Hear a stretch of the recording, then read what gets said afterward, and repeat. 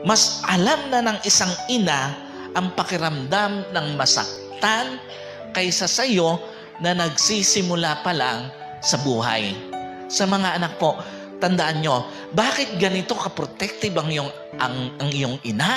Bakit ganito na lang siya mag-alala? Bakit ganito na lang siya magpaalala? Kasi nga, alam ng iyong ina kung ano ba ang pakiramdam ng magkamali kesa sa iyo na nagsisimula pa lang sa buhay. Alam ng isang ina kung papaano ba mapahamak kesa sa iyo na nagsisimula pa lang dito sa buhay na ito.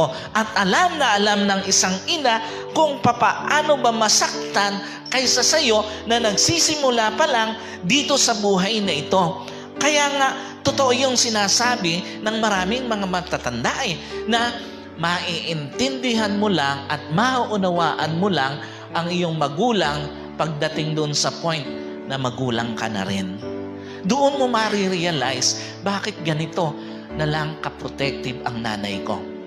Lalo na pag nagkaanak na rin kayo doon sa mga anak, doon mo marirealize bakit gano'n na lang magpaalala ang nanay ko. Bakit gano'n na lang mag-alala yung nanay ko sa akin.